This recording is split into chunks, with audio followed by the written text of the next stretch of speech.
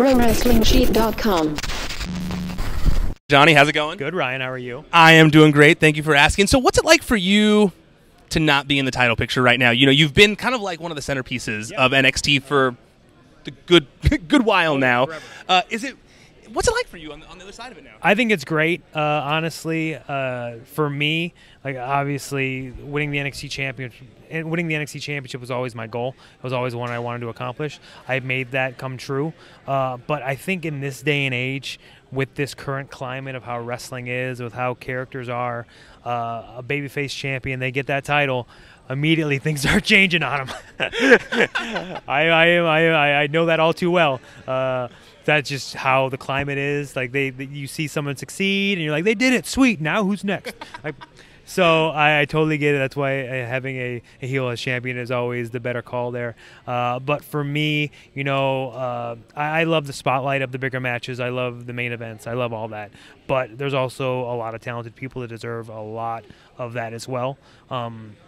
For me, the first Triple Crown champion, main event, and more takeovers than anyone. Like, I've done a lot of cool stuff, and I'm super proud of it. But it's also time for other people to also get a little bit of play. And I think for me, when I made the declaration that I was NXT for life, that I was going to stay here in the long haul, I wanted to kill the narrative of the, hey, that guy's going to win the NXT championship, and then he's going up. So I don't want to get too invested, though, because he's going to get changed. Like, that whole weird concept.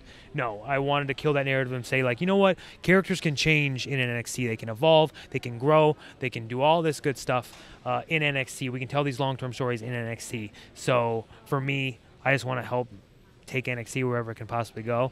I'll mop the floor if I have to. I'll wrestle opening match. I'll wrestle main event. I'll mop the floor. It's a big room, but I can get it, I think. It's going to take it. I'll be at the show a little late tonight, but it'll be fine. You know, you mentioned other people getting a chance. Is there anyone here who you feel like hasn't been spotlighted as much that you feel like is going to get a huge opportunity in the near future now that they're on cable TV? Yeah, that is the coolest thing about us going 2 hours. I know a lot of people were worried, like, I like my NXT to be 1 hour. Like, I like that hot 1 hour show. But 2 hours just opens up so many more possibilities for a lot of talented people in this building to get that play. You see that with Keith Lee and Dijak now. They're getting tons of play now, and people are finally being able to see what they're capable of, which is awesome. Tegan Knox, can't wait to see what she's going to do. Dakota Kai, can't wait to see what she's going to do. Chelsea Green, Deonna Purrazzo, like the guy side, Austin Theory, I think he's great. Swerve's great. Like Shima, I know Mishima Zion. I'll just say it's that. Joaquin Wilde, he's great. Like there's a lot of talented guys in this building that have so much potential. And as you know, kind of a guy who's done a lot of stuff here, I'm very excited to see what they do in the future because they deserve it, man. They work very hard and they deserve it. When you mentioned being NXT for life, was there anything said to you internally, like, yeah, if you want to, like, are you for sure going to be here for life? I mean, is it possible that you might get called up still one day? In my head, in my mind, when I said I'm NXT for life, I meant it.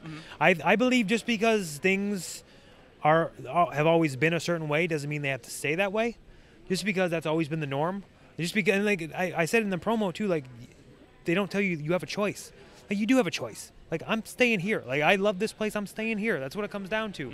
Like this is the team I believe in.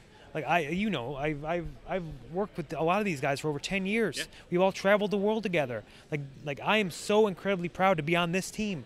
I don't want to go on another team. I'm a free agent. I'm not gonna be like, I can make more money over there. But you know, I like my life here. I like working with this team, not just the roster, but also the locker room, also the writing staff. I have such a good relationship with all of these people. Sean and Hunter, they are incredibly good at letting talented people be talented and not taking the talent out of them, just enhancing that talent. That is what they're great at. So I'm as I stand here to this day, I made the hand sign. Which obviously means it's official at that point. Official. When you do this, look, it's the same thing. When you do this, you're winning the belt. Too sweet, and then for life. Yeah. I just was like, hey, like everyone's doing like the '90s shtick now, so I gotta take something from the '90s. So that's my '90s. That's my '90s bit. To put it on a shirt too. So it's just freaking. It's official now. It's on a shirt. Yeah, so, that's actually even more official than the hand sign. It's on a shirt. Yeah. Called up, I'm like, look, it's on the shirt. I can't go anywhere. But yeah. Well, I mean, AJ Styles and Chris Jericho had that shirt. It was a misdirect. Yeah. I've seen that online too, where I've still seen, and that's most mind-blowing thing to me. Where we're headed, NXT on the USA Network, 2 hours, 8 p.m. It's gonna be freaking sweet. And people are so like, I don't know what's gonna happen with Johnny Gargano. I told you what's gonna happen, guys. I'm here. Like, I'm sorry, you gotta see me every Wednesday night now.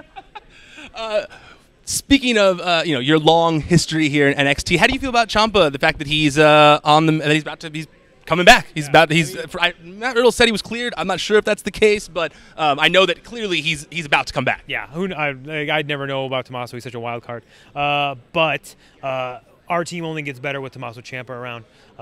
Me and him, I think, will be forever intertwined, because I think there is. You look at Shawn Michaels, you look at Triple H. Whether they're teaming, whether they're against each other, there's always magic there. I feel that way about me and Tommaso. There's always magic, whether we're teaming against each other, or we're teaming together, or we're facing each other, or working together in some facet.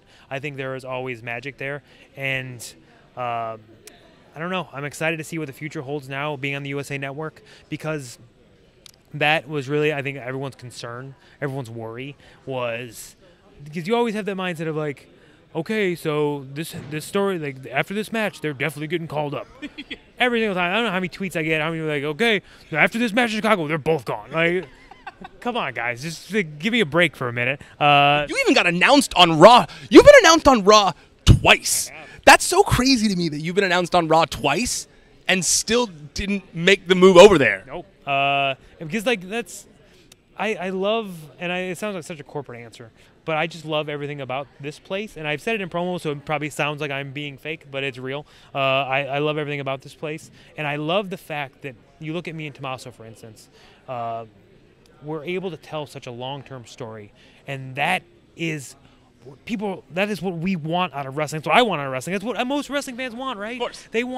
They don't want characters to change from week to week. They don't want to watch a show one week, have a show be completely different the next week. They want long-term stories. They want to be repaid. We like to repay the loyal viewers for watching. We put little Easter eggs in here and there, and that is when wrestling becomes awesome, and when you're able to tell those long-term stories. And like that's what we do in NXT, I think, better than anyone, is stick to a long-term story, stick to a game plan, and follow that through for the viewer. And like, that's really what we do here, and that's why I want to be here, because that's what I like out of wrestling. If there's one thing I noticed with Triple H is that's 100% a thing he's all about, is like long-term storytelling and making sure that it's not just kind of like a one-and-done situation. You ain't watching Breaking Bad, and Walter White one week is like, I'm cooking this meth, and the next week he's like, I'm done cooking that meth. Oh, no, you know what? I am going to cook that meth. Like, no, I'm going to be a freaking plumber now. Like, no, like this isn't what happens. And if it did, I mean, maybe the show would be better. I don't know. Maybe he just like becomes a plumber. So I don't know. No, Walter White as a plumber sounds like the worst version of Breaking Bad. I don't want to see that show. Lastly, before I let you move on here, I talked with Candace about this, but it's got to be interesting for you and her to kind of have reversed roles a little bit. Like, you're kind of the one supporting her now on TV. I love it. I'm pumped about it. I like the competitor in me, because I will always have that fiery underdog, Michael Jordan, Shawn Michaels competitor in me, where I want to freaking go. Wanted to be the first match on the USA Network. I'll be honest with you. I was like, I want to be that spot. But to be able to sit back and watch Candace and Io and Mia and Bianca go out there and absolutely tear it up and represent NXT so well, like, that's awesome. And I know, like, I've been saying for so long that I can't wait until the world gets to see Candice LeRae, because we know Candice LeRae. I know Candice LeRae. Yes. She is not Johnny Gargano's freaking wife. I literally had to tell her during her interview that she's my favorite women's wrestler of all time. Me too. And I was like, you need to know that you are super influential in wrestling. She's very humble, and we're very similar in the sense where, like, I don't like any of my own matches. I don't like any of my own stuff. I'm very on record of saying that. But like, for the longest time, and I see this all everywhere, and I hate that narrative too, we're like, she's Johnny Gargano's wife. Like, you have no idea what that girl has been through. She is a trendsetter. She's a trailblazer. She's one of the best in the world, and I can't wait for her to show the world that she's one of the best in the world. And I'm super fine. And this ain't a Seth Rollins, Becky Lynch situation, but I am super fine being Candice LeRae's husband. Fine with it. Like, I've done a lot in this company, and I'm very proud of it. But if I'm taking a back seat to my favorite wrestler, I'm cool with it. That's definitely cool. Well, I hope that she comes out with a Super Dragon mask when she comes out tonight. That pink Super Dragon mask. Thank you so much, Johnny. I appreciate it. Ryan. Thanks, dude. ProWrestlingSheet.com